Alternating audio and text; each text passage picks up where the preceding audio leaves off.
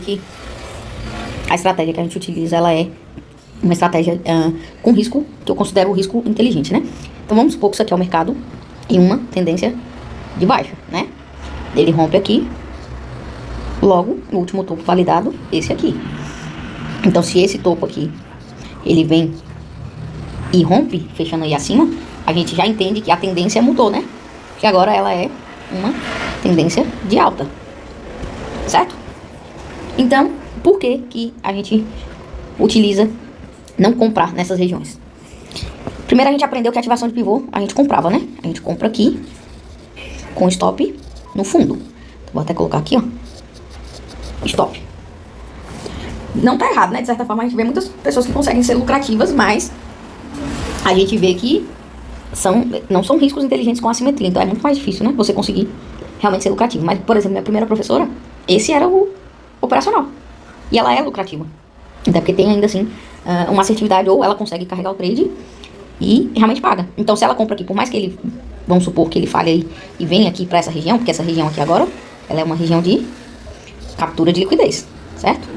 Vou nem deixar aqui dentro, na real, pra poder desenhar aí. Então por mais que ela compre aqui, que ele venha capturar a liquidez aqui, ele não tira. Então ele não tira ela. E aí ele vem entregar o movimento, ela lucra. Só que perante o risco que ela correu, que foi daqui até aqui, a gente subtende-se que tem um payoff muito menor, né? Então tem que ter uma maior assertividade. Aí, o porquê, então, que a gente não opera dessa forma? Vamos lá. O mercado, ele veio, ele fez isso aí e ele quebrou, então, o movimento, né? Ficando aí agora com o movimento de alta. O que eu acho mais inteligente? O mercado, ele chega e rompe e ele mostra uma possível rejeição aqui, ó. Aí ele vem e sobe o volume, mostrando que ali teve uma defesa assim. Então ele começa a mostrar pra gente, opa, tem vendedor aqui. O que a gente tenta olhar? Vamos supor que ele subiu, mas ele subiu em fractais. Então no movimento micro, ele subiu em fractais. O que a gente vai olhar? Deixa eu até deixar essa fractal mais embaixo, que eu fiz esse gatilho muito grande. Então, ó, o que a gente vai olhar aqui? Se eu pagar um risco aqui, com stop aqui em cima, até essa região aqui, ó, ele tem pelo menos 1 para 1? Ah, ele tem, pô, beleza, começa a ficar interessante. Não, ele não tem não, mas ele tem 2 para 1, por exemplo. Melhor ainda. Por quê? Porque se o mercado ele for continuar fazendo esse movimento, ele vem, ele tenta, ou ele vem pelo menos uma parte, e ele falha de novo. Então, até esse movimento, a gente faz uma parcial tirando o risco para se não for o momento. Vamos pensar. Então vamos pensar que o mercado veio, ou a gente fez parcial, ou ele realmente estopou. Ele veio, a gente não fez parcial, por exemplo, e ele tirou. E aí ele falha de novo, mostrando o mesmo movimento. Então quando ele subiu aqui, ó, tava assim, ó. Mas quando ele falha lá, ó, sobe aqui.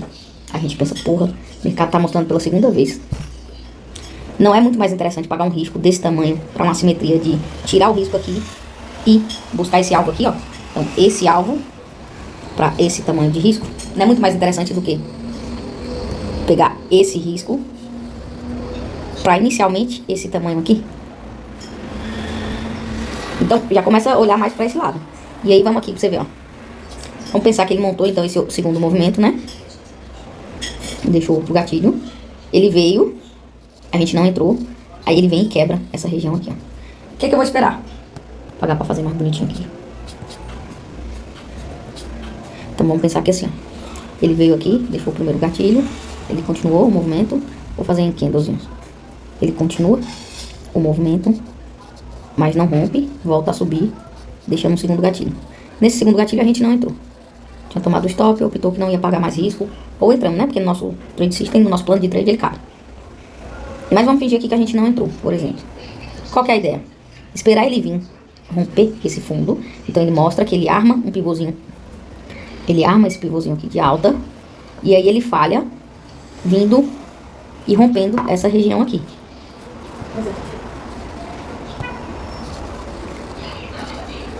Então ele vem e rompe e o volume começa a subir. A gente percebe ali um volume subindo, né? Logo a gente tem, pô, o vendedor agora tá aqui presente mesmo. O que fica mais interessante pra mim? Se ele vier aqui pra essas regiões e ele não encaixar mais a venda, não conseguir vender, tá tudo bem. Se ele não volta aqui, ó, em fractais, e ele vem dentro desse último candle aqui, ou dessa região, ou desse topo aqui, ou jogando Fibonacci daqui até aqui, encaixa uma vendinha pra gente. Se ele não voltar, mesmo que ele não volte aí, não é mais interessante ainda a gente não ter comprado aqui? Não é mais inteligente a gente realmente pagar risco na venda aqui? E mesmo se a gente não pagar o risco, não é mais inteligente que a gente não pagou o risco e ele foi embora também, sem mim.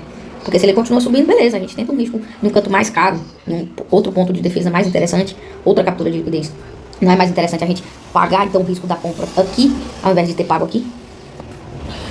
Até por isso que, tipo, quando o mercado tá direcional, a gente fica nesse ponto de, porra, tomando stop, tomando stop. Mas a gente precisa observar muito esses detalhes que eu tô falando, que é daqui, ó, do volume. Que eu percebo que, às vezes, quando o mercado tá lá aberto, eu começo a ficar com muita vontade de entrar no trade e começo a perder mais essa avaliação que eu demonstro aqui, que é, primeiro, ele tá mostrando, ó, epa, começa a prestar atenção aí que tem realmente vendedor aqui. Segundo, ele mostra de novo. Então aí a gente entra na questão de entrar e pagar um risco, é um risco inteligente. E tentar prestar atenção nesses pontos aqui, né, do volume. Ou, vamos supor que aqui ele armou, né? Então tem uma galera comprada aqui. Logo essa galera que comprou aqui na ativação, se a gente não encaixa numa venda, então supor que ele fez aqui o pivôzinho, veio, quebrou aqui, né? No micro, ele quebra aqui, mas ele não captura liquidez nessa região. Ele vai embora direto. Não é mais inteligente a gente comprar aqui mesmo que toma um stop aqui, ó. E outro ponto, se esse povo tiver certo, a gente comprou mais barato. Se esse movimento aqui for correto, a gente comprou mais barato, nosso risco é menor. Logo, se ele vier só colocar a gente aqui e tirar aqui, falhar novamente, a gente já tem uma simetria bem melhor, né? Do que a gente teria daqui até aqui, por exemplo. Então a gente já tem uma simetria muito melhor. Então, mesmo que a gente starte um trade aqui, por exemplo, e ele vem aqui, ou a gente pega esse trade aqui dentro, ó. Ou a gente pega esse trade aqui dentro. Compramos aqui.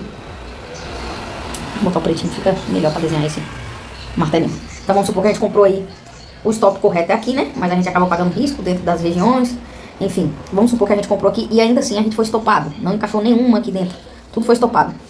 Ele vem tirar essa galera aqui porque aqui tinha uma liquidez, certo? E aqui, ele tem a liquidez agora para quem vendeu aqui. Que no caso, se a gente tivesse encaixado a venda, ele tem uma volta lá. Então não é mais interessante entender e trabalhar só nas extremidades. Então não é mais interessante pagar um risco aqui para buscar novamente isso aqui, para ele dar sequência à venda e a gente surfar esse movimento e realmente acertar qual é o lado, sem o mercado manipular. Então, pontos de extremidades é pontos interessantes para operar. A captura é interessante porque é um risco muito mais barato do que a ativação. E a questão é esse ponto. É conseguir enxergar, principalmente, esses pontos que eu falo do timing, certo? Da hora de entrar. Então a gente entender às vezes que o primeiro pode ser só um sinal de que, opa, tem vendedor por aqui. Ou olhar se compensa o risco, se ele tem espaço. Se ele tem espaço aí pro próximo, pra próxima micro aqui, porque aqui é obrigatório fazer parcial. Ele pode falhar e fazer a terceira perna lá em cima, né? Romper esse topo. Então, é por isso que, de certa forma, quando a gente acha que tô comprada ou vendida contra a tendência micro, às vezes na macro a gente tá proporcional. E o mais importante é esse ponto, é enxergar essas quebras principais, entender a tendência do diário, marcar as posições relevantes, entender a tendência dos 60 minutos, marcar as posições relevantes. Então, por exemplo, esse aqui, vou colocar de outra cor, esse outro aqui dos 60 minutos, ó. Esse aqui é o movimento de 60 minutos. Precisava ter feito esse grandão aqui não. Mas esse aqui é o movimento diário de queda, mas os 60 minutos ele vem assim, ó. E ele tá aí numa tendência de alta, porque ele vinha aqui, ó. É como se ele tivesse vindo aqui dentro assim. E aqui ele quebrou. Então, os 60 minutos, mesmo numa tendência macro de baixa, ele é de alta. Ele virou pra tendência de alta. Então, aqui agora é a quebra dele, é o fundo dele. Só que aí a gente pega aqui, ó, Fibonacci daqui até aqui, e entende que os 60 minutos só tá fazendo um pullback num tempo gráfico maior, que no caso, a gente olha pro diário. Então, é aquela questão. É mais inteligente a gente pagar esses riscos olhando o movimento macro, visando, por exemplo, pagar uns 60 minutos aqui, esse rompimento, que é uma retração, vamos supor que isso aqui, ó, é um Fibonacci, então dessa região até ali, uma retração de 7,640. Então não é mais inteligente a gente pagar um risco aqui, um risco pequeno, para tentar pegar essa assimetria, pelo menos até aqui. E se a leitura for correta e ele vier buscar a captura de liquidez do diário, ó, não que o diário nem tinha perdido na real, né? Então ele nem tem captura de liquidez aqui. Mas se ele for realmente validar o movimento diário, então ele pode estar fazendo simplesmente esse movimento aqui no diário para voltar a cair e dar sequência aqui, o movimento que ele já vinha. Até por isso que a gente olha aí pro tempo macro. E aí, por exemplo, nos 5 minutos, a gente aqui nessa perna, vamos supor que aqui, ó, nessa última perna que ele fez aqui dos 60 minutos, a gente enxerga os 5 minutos assim, ó, aqui dentro. Aí ele vem, aí ele quebrou aqui, ó. Aí quando ele quebra, ele volta. Sou horrível pra desenhar, velho. Com 5 minutos ele tá subindo. Ele faz o último topo. Aí ele quebra e ele captura aqui. E aí a gente pega então uma confirmação maior dentro de um time frame menor para pagar um risco pequeno para tentar pegar pelo menos essa simetria. Porque se ele falhar aqui e voltar a pegar quem vendeu aqui, no caso a gente, tem ainda assim muita simetria. Então é por isso, a gente vem do tempo gráfico macro, entra por secundário, que é macro também, e aí enxerga um terciário aqui, ó. Para poder fazer a venda nessa localização que já tinha confluências macros aqui. Então a gente paga risco por achar que são riscos inteligentes, que tem um risco retorno bom, paga um payoff bom, ou a gente espera quebra e se não encaixar a venda e ele vier direto, a gente tentar pegar compras aqui agora para voltar para pegar essa região que falhou. Que ele não deu sequência no movimento, mas também deixou a captura de liquidez lá. Então é só isso que precisa enxergar no mercado, no gráfico. Eu vou tentar arriscar depois no gráfico. Para ver se consegue abrir mais sua mente. Enfim, valeu.